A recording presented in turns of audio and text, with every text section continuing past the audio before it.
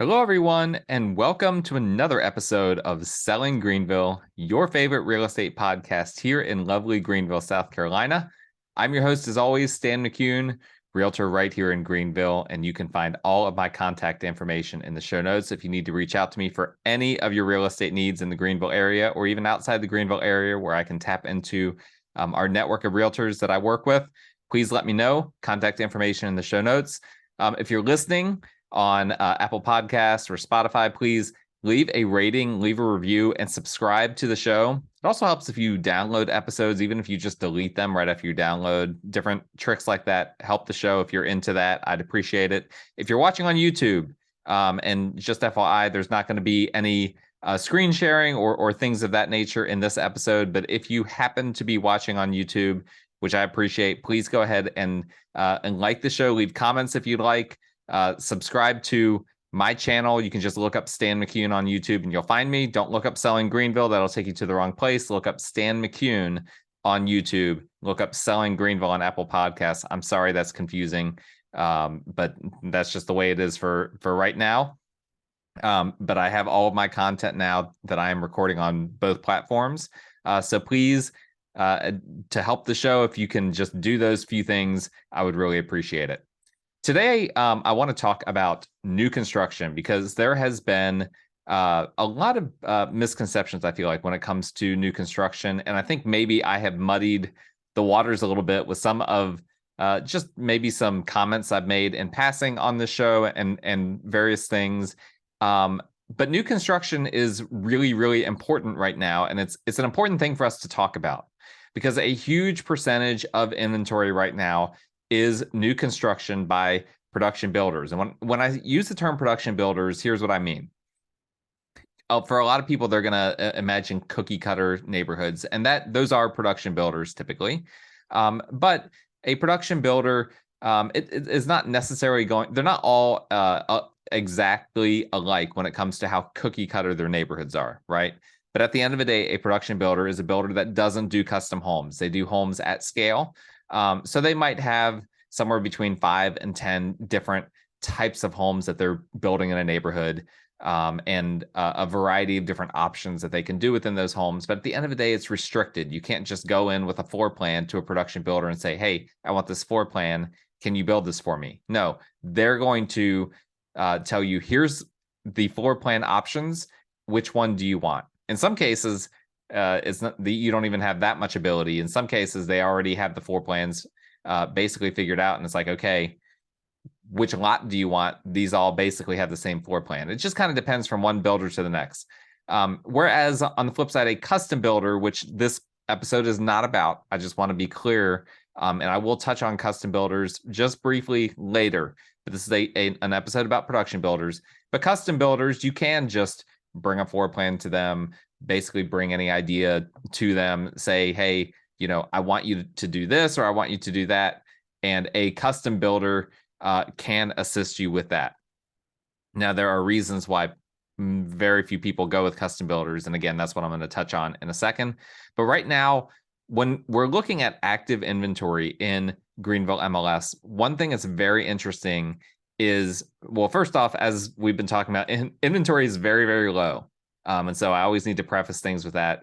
I've been checking routinely, like how many active listings we have in Greenville MLS. It's usually around 2,600 is what we've been seeing the past few weeks. 2,600 active listings. Of those 2,600, roughly 1,400 are new construction. So over half of the active inventory is new construction. So that means that active homes, homes that are resales, we'll just say that rather than active homes. It's not really a good definition, but resale homes as opposed to new home sales only make up about 1,200 of the current active listings.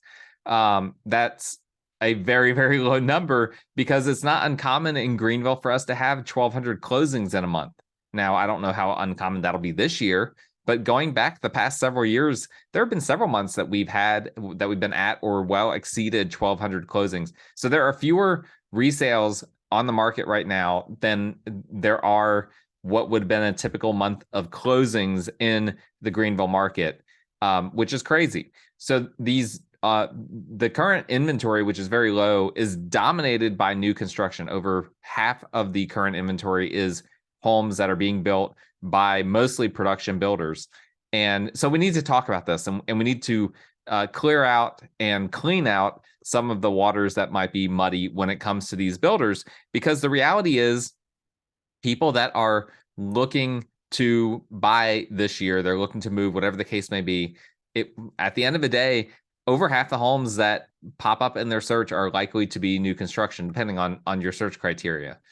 So that's something that we need to discuss. I've also seen, in some cases, some of my clients, like way more than half of what's popping up in their search criteria is new construction. So I always ask, do you want me to just clear those out? I mean, how do you want me to address this? Because it gets annoying when you're just getting emailed constantly with new construction, and those listings tend to be very scant on details. The builders, they're not putting a whole lot, even if they put it in MLS, they're not putting a whole lot of details in there as to what the renderings are, or photos, or specifics on the property, because there's some flexibility there. They're just putting it on MLS to get your attention and hoping that you'll go and have a meeting with them, and then perhaps walk through some of the floor plans, or go to the design center and look at what they have there, or whatever the case may be.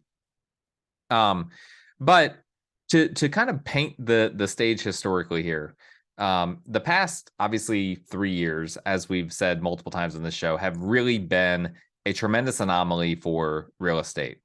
And from 2021 to 22 in particular, a lot of my clients, just a lot of people in general, really felt like they had no choice but to go the new construction route, because inventory was low, and or they kept getting outbid on properties that were resales, properties that were just normal properties, not new construction on the market, that what they call, I call it active home sales, what technical people that study real estate market, economists and whatnot, they call it existing home sales as opposed to new home sales.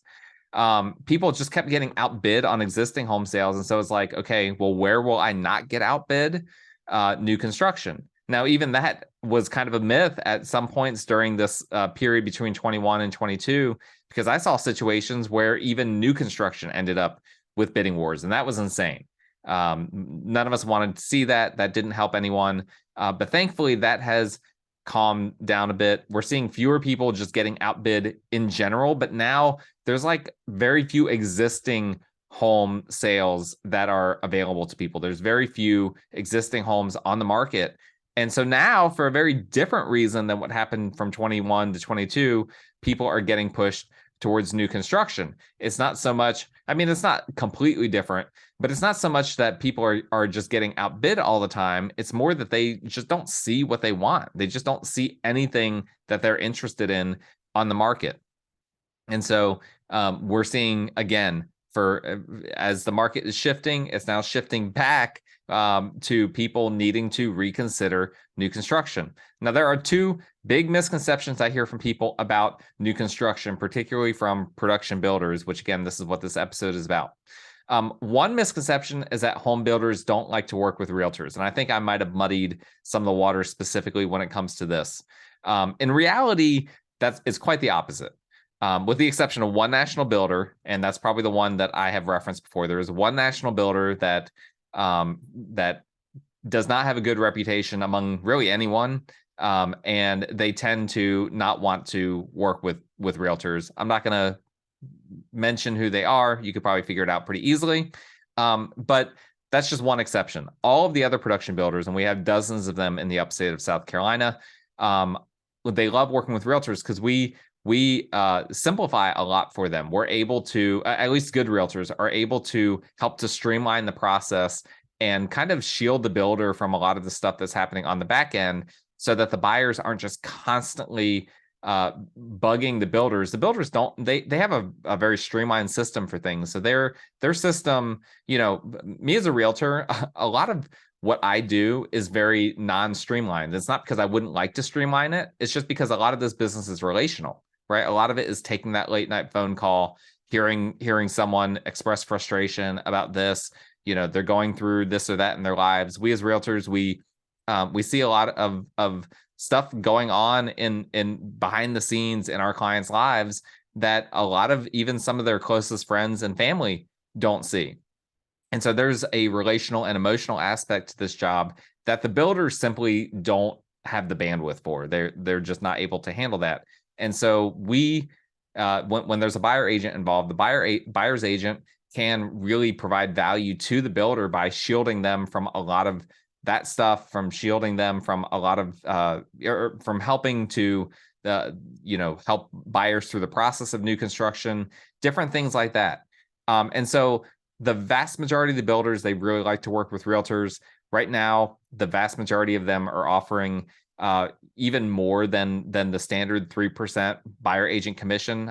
I'm seeing some offering, even $5,000-$10,000 bonuses to agents.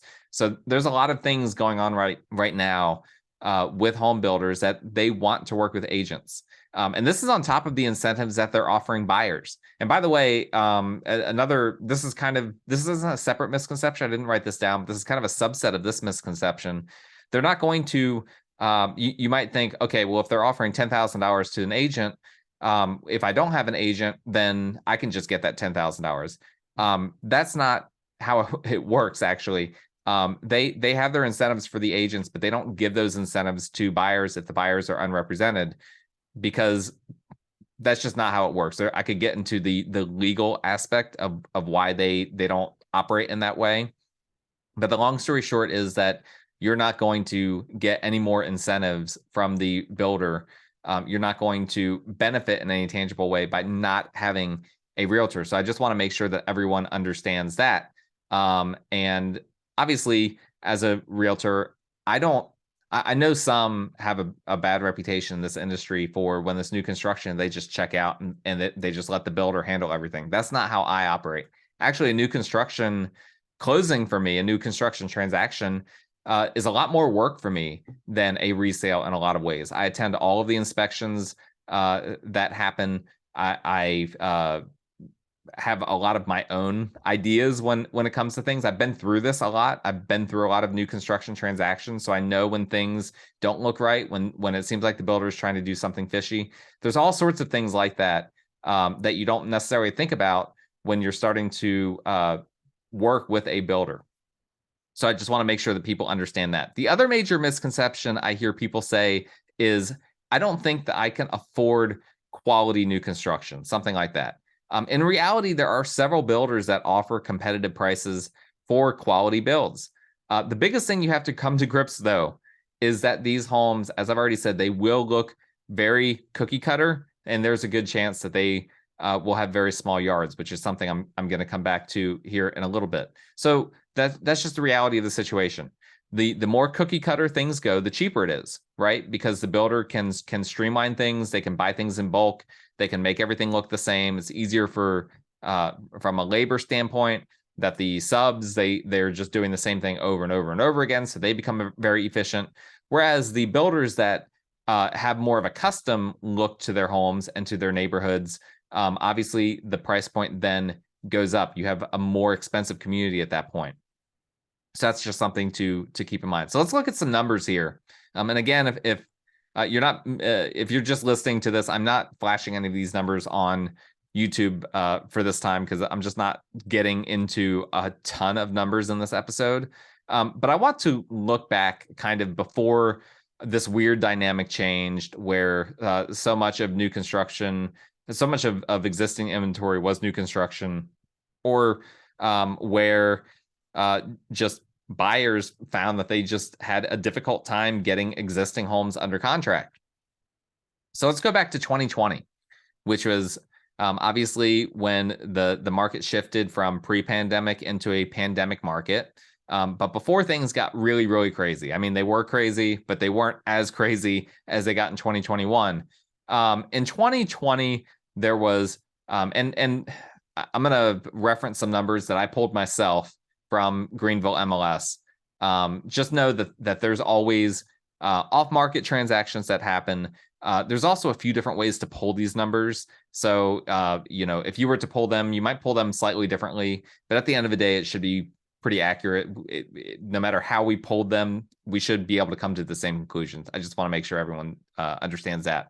But in 2020, there were 3,120 new construction homes sold in Greenville MLS. The median price point for these homes was about $250,000. And that's in contrast to existing home sales, which there was a lot more existing home sales. I don't have that number right in front of me, but the median price point was $229,000. So new construction median price point was $21,000 higher than existing home sales. Now, how does that compare to the past 6 months? Which, by the way, that's a difference of what? I think 9%. Okay, so new construction is 9% more expensive than existing home sales. The past 6 months, there have been 2,105 new construction homes sold. So we're on pace to have over 4,000 new construction homes sold for the calendar year that began 6 months ago. So that's interesting. The median price point for those homes was $317,000 in contrast to existing home sales, of which there were 4,770 sales. So a little more than double the new construction, with a median price point of $281,000. So that's what, a $36,000 difference. Roughly about 13% is what I'm coming up with of a difference between new construction and existing home sales. So this is one of the problems with new construction right now, is it's gotten disproportionately expensive due to supply chain issues and various things like that. The cost of construction has gone up. And so whereas in 2020, it's about 9% more expensive to get a brand new home versus an existing home, now it's about 13% more expensive if you want to go the new construction route versus the existing home sale route. That being said, supply chain issues have improved, and maybe that number will come down. But right now, the spread between buying new construction and buying existing home sales is higher than it historically has been. Now, I will say one of the biggest challenges the past 2 years has been like timelines for new construction, because of all these different supply chain issues, because of government agencies being backed up. When I had one closing that was heavily delayed because of needing to wait for Duke Energy to do some electrical inspections and to make sure the electricity was set up correctly and all of that.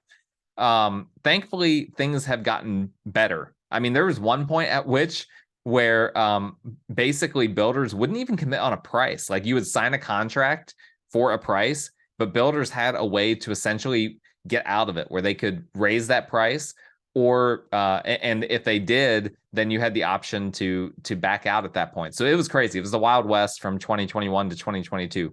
Thankfully, that has calmed down, where home builders knew that was not popular. People did not like that. As soon as they were able to kind of stabilize their construction process post-pandemic, then they started to get rid of that. I don't know of any home builders right now that are like that. They're also much more, and their timelines were really hard to hit. Like, you just didn't know when closing was going to happen. The past couple of years, that has gotten much better as well. So buying new construction now is much better. It's a much better process in general than it was from 2021 to 2022. And so for those looking to buy, I really do think that new construction is a good route to go. It's something that should be seriously considered. Now, the process is obviously much different than buying an existing home. And of course, that process varies based on what point in the construction cycle you get involved with as a buyer. You could be at the stage where your ground hasn't even been broken yet, and you're picking out a lot and then picking out the home and all of the design options, etc. Or you may be all the way at the end where the home has already been built. It's what we call a spec home, and you're walking through it and deciding if you want to buy that spec home, or maybe there's another one that you want to look at that you want to buy. So you could enter at any stage in that process, and I've helped clients at all stages of the new construction process. Now, with regard to the entering at the spec home stage, I will say this: I've heard the term spec home used in a pejorative way. as if like spec homes aren't built well. A spec home isn't going to be built any differently than any other home in the neighborhood. Now, I guess you could make the argument that you weren't able to, attend the pre-drywall inspection to look at the framing, and maybe the builder did something fishy. Listen, they're still going to have to be approved by Greenville County or whatever county that the home is built in. So there are always going to be minimal standards. But generally speaking, when I have seen new construction, the spec homes are built just as well as all the other homes in the community, the ones where the buyers are involved from the very get-go. So I don't like to use the term spec home as if that refers to a home of lesser quality than others. I just want to throw that out there. Now, one thing that's different, let's say that you bought new construction 5 years ago, and now you're considering doing it again. You need to be aware that home builders have become pushier and less flexible the past few years. Now, this is where a good realtor can add value, especially given that you shouldn't have to pay anything extra to have a buyer's agent assist you. A good realtor can navigate, okay, are there some things here where the builder might be able to be a little bit more flexible on? And maybe there's a modification that the builder is pushing back on, that the realtor is able to help the builder realize, hey, let's just do this. This is not going to be difficult. You guys have done these kind of modifications in the past. Let's just go ahead. Let me talk to the project manager, whatever needs to happen, so that we can go ahead and get this done. Me as an agent, that's a big part of what I do in the new construction process. However, it's become less and less that builders have diverted from just the standard things that they're doing. So you do need to be aware of that. It's harder to get special modifications now than it was, say, 5 years ago when you're talking about production built homes. Let's say that you want to move a wall on the back end. Let's say that you want to open up an opening, from one room to another. And it's like you want the builder to just, maybe they're not willing to open up that doorway or that entryway the way you'd like them to, but you're like, well, maybe just don't sheetrock it, or maybe just leave this out or that out. Sometimes you'll run into issues where the builder can't get a certificate of occupancy if they do that type of thing. So you'll run into stuff like that as well. So you just need to be aware that for these production built homes, builders used to be willing to make modifications to take ideas from buyers and try to implement those ideas within reason. That's happening less than it was in the past, but it's more likely to happen if you have a realtor on your side than if you're just by yourself. It makes sense, right? At the end of the day, production builders, the way they make money is by building at scale, right? So they are building a bunch of homes that use essentially the same materials, and then they're able to sell things cheaper. And that's what we've already talked about. That's why the ones that are more custom, they have to charge more, because the more custom things go, the more expensive the whole process is. Now, all in all, from what I'm hearing and seeing, is that home builders are doing much better now than they were a few months ago. They got crushed when these interest rates went way up, and they really had to change some things, because it was like they had already kind of had a damaged reputation from the pandemic, from all of these stunts with changing prices and, taking forever to, finish new construction, all of that. Well, that has gone away for the most part, but the stigma is still attached. And then you've got on top of that, these mortgage rates going up. So what home builders have done that seems to have worked is they've started buying down buyers' rates and offering, in some cases, I've seen, the first year, your rate is maybe 3.99%. Second year, it's 4.99%. And then from year 3 on, it's going to be 5.99%, whatever the case may be. I've seen different things like that. And those incentives have really helped people that now, they're looking at the gap between what it costs for new construction and what it costs for existing home sales, it's 13% higher. But then when you factor in, well, these next 2 years, my mortgage rate is going to be much lower than it would be if I bought an existing home sale. Maybe it actually makes sense to go the new construction route. And then in a couple of years, in theory, interest rates will be lower. And then I can refi at that point, hopefully, before, I get completely locked into this higher rate. And a lot of people are just in a situation where they have nowhere else to go. Again, inventory is so low right now. And so that's helping to push buyers towards builders that otherwise wouldn't be looking at new construction at all, because they prefer not to go through all that process, or whatever the case may be. They would prefer to avoid new construction. So with all of that in mind, should you consider new construction if you're a buyer in this market? I've already alluded to it, but I think you should, especially, they're offering so many different things right now because they've got all of this inventory that they started prior to these mortgage rate increases, and all these neighborhoods they started prior to these mortgage rate increases. They need to move some of these homes. And I'm seeing them, as I've already said, buying down your rates, paying your closing costs, giving free upgrades. Obviously, most builders have a great warranty program that's much better than any other sort of, existing home sale warranty that you could get. And so there are a lot of reasons right now to at least entertain the idea of new construction. But there are a few pieces of advice that I'd like to give. And let me start by saying this. All right. I already said this before, but this is a podcast about production builders, not about custom builders. I do have people sometimes that come to me that talk about that they're thinking about buying a lot and hiring a builder to design a custom home. That's totally fine. And I can help people with that as well, because I know custom builders as well. But you need to be aware that this is going to be expensive, right? Having a custom home built, it's way, way more expensive than having a production home built. And it can be just challenging to find a builder willing to do this. Contractors right now, they're still very busy.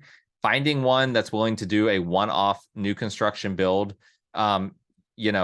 particularly if you're budget conscious. Now, if you're looking for a more expensive home, for this market, 800, 900,000, million, you're going to have more options. But if you're looking to build something for less than 500,000, good luck. There's just not a lot of builders out there that are doing that aren't in the production builder world.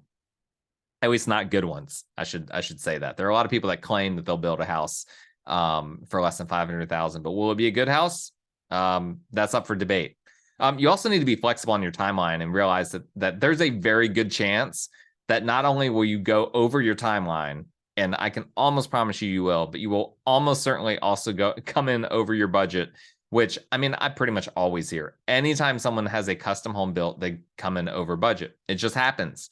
And it's not even the builder's fault. I'm not blaming contractors for that. It's just that once you get in the process, you realize, you know what, I really want this. I really want that. I'd like to upgrade this. Let's not be chintzy here.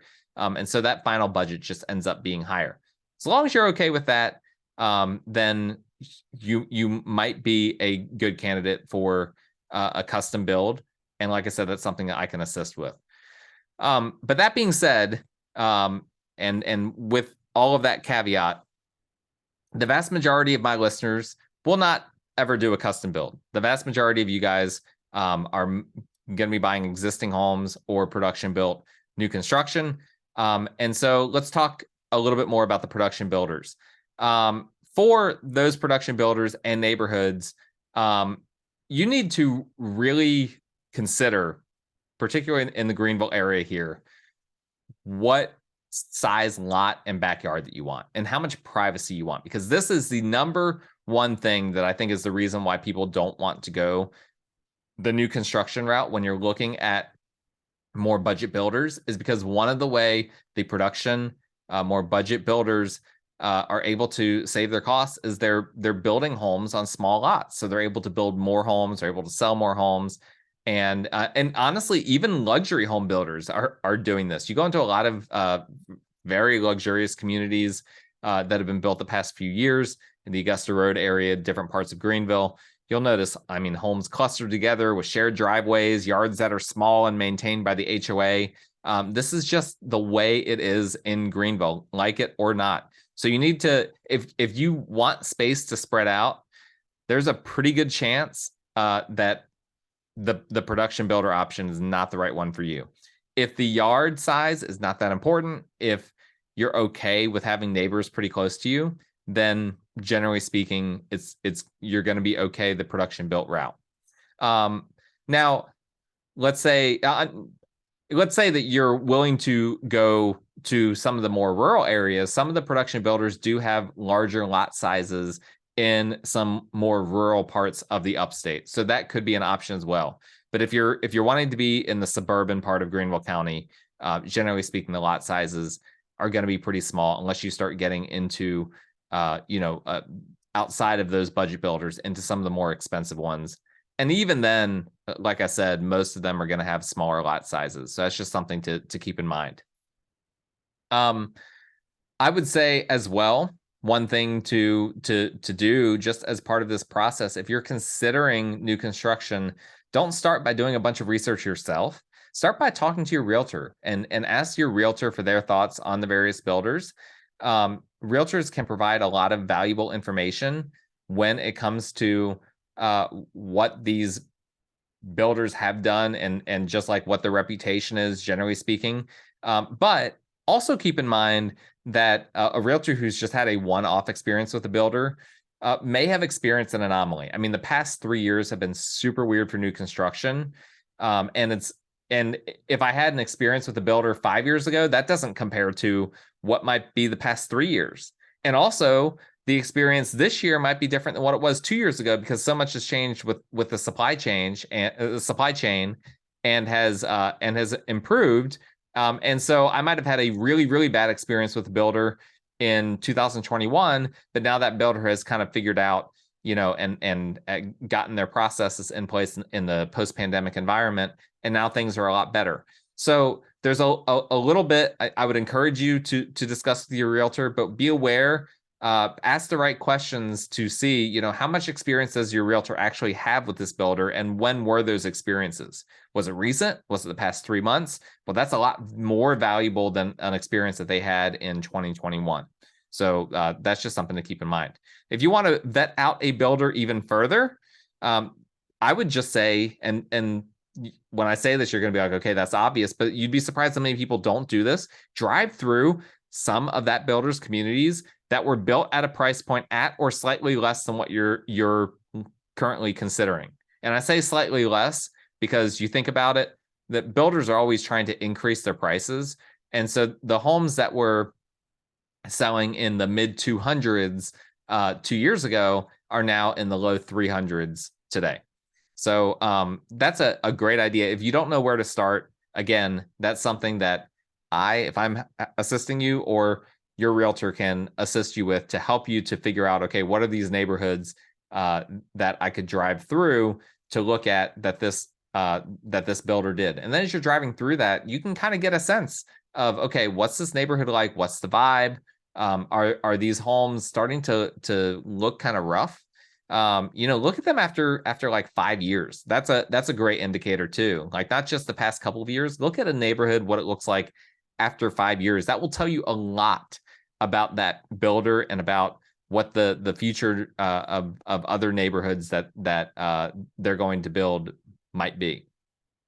And while you're there, another piece of advice, you can quickly assess the quality of construction, even if you have no background in construction, with just looking at a few things, okay? One very simple rule of thumb, check out the roof lines of the properties. Are the roof lines just very simple, just like gables? Like and a gable roof is just like a simple triangle. If for those of you that don't have the construction lingo, think of it like a triangle, just a very simple roof. Or is there a little bit more character to the roof? If there's obviously, the more basic a roof, the cheaper it is to build. That's the simple way of thinking about it. The smaller and the simpler is cheaper. So if the roof lines of a property, if it's a more complex roof, then that means it costs more money, and that's an indicator of potentially the quality of construction. It tells you a little bit, okay, that there's there was more put into this home than a home that has a basic roof line. What about the elevations? An elevation, again, if you don't know the construction lingo, elevation is basically the front, back, and sides of the house. What do the elevations look like? Do they have character? Another good indicator. What about the interior of the home? If you're able to see the interiors, or if you have an idea of what the interiors look like, what kind of molding are they using? Is there crown molding throughout the house? Is there only crown molding in the kitchen, or in the master bedroom, or whatever the case may be? What about the siding? Is the siding vinyl? Is it hardy plank? Is it a mix of different sidings? Those are something to consider as well. Of course, vinyl is very cheap. Hardy plank is a better quality type of siding. And you'd be surprised, a lot of budget builders, what we would consider the more cost-friendly budget builders, have been moving towards hardy plank siding, which I think is really nice. It gives you the option down the road if you want to paint it, just a variety of things like that. And some people just hate vinyl siding. Vinyl siding, it can warp in the sun. It can do all kinds of things. It's nice to be able to avoid that. So those are some very quick things that you can do, even if you have no construction knowledge, when you're driving through a neighborhood, to kind of assess it. Another thing to consider is, we talked before about entering in at different parts of the new construction process. You're better off buying into a neighborhood early than late. You have more options, and fewer neighbors that you're competing with when you buy in early in a community. And here's what I mean by that. If you're late, let's say that we're in a neighborhood that has 75 different plats that they're planning to build on. And let's say that you come in when they only have 15 less. Well, obviously you're getting some of the worst lots, right? For starters. And that's a big deal. Where the lot is, and this is part of the value that I provide as a realtor, is like considering all, I've got this experience, so I'm able to really consider, okay, and walk you through, okay, here's what to consider with these different lots. Here's why you might want this one. Here's why you might not. So you've got fewer options on where the home is going to be built. But then one thing a lot of people don't realize is that you also have fewer options for what type of home you're going to build, and what your colors are, and what your elevations are, and all of that. Because a lot of these production builders, they know it's going to be cookie cutter, but they don't want it to be so cookie cutter that the exact same house is right next to each other. They don't want two of the same looking house right next to each other. So they will, if you've got neighbors on either side of you already, you're going to be restricted in terms of what type of home, what type of colors on the exterior that you're going to be able to use, because they're not going to want you to match the neighboring houses in any way. So you're better off buying early into a neighborhood than late. Now, if you're picky about appliances, I'm just going to say, be prepared for disappointment. Appliances in production built homes are always skimped on. That is just the reality of the situation. You can sometimes, as a point of negotiation, get some nicer appliances in there, but more often than not, the appliances that they're providing are not going to be very high end. They're going to be more on the low end of appliances. I mean, they're still going to probably do stainless steel if you want, those types of things, but we're talking about really budget level appliances. So just be prepared for that. I would also say, if you have concerns about the bones of the house, which is a phrase that people use a lot, if you're concerned about the bones of the house, you should also probably be prepared for disappointment. Listen, production built homes, again, they have to follow county standards. There are some basic things that they have to do. They need to be built well enough to withstand our weather and everything here in the upstate of South Carolina. But the reality is that they know what corners that they can cut. And there's a lot more corner cutting now than there was 50 years ago. So if you're comparing a new construction production built home to the home that your grandfather built 50 years ago, the bones of the home are not going to be as good. It's not going to be structurally as solid as the home, as most homes that were built 50 years ago. So just be prepared for that. You just need to be realistic that they're not going to build a home from the 70s today in terms of what's behind the walls. And I've run into that, as you can probably tell by listening. I have run into that a few times. People that are really picky about the bones of the house are oftentimes disappointed when it comes to these production builders. So those are a few pointers. Again, is it right for you? I don't know. It depends on your situation, but right now a lot of people are having to turn towards new construction because there just aren't a whole lot of other options out there. And so if that's something that you're interested in, talk to me. I'd be happy to discuss it. We can talk about the pros and cons a little bit more for your specific situation. And if you want to do that, my contact information is in the show notes. I'd love to hear from you guys. I'd love if you could rate, review, subscribe, like, comment, all of these things, whatever platform you're watching or listening to this on. I appreciate you guys and for all the support you give. Thank you for listening or watching. We will talk again next time.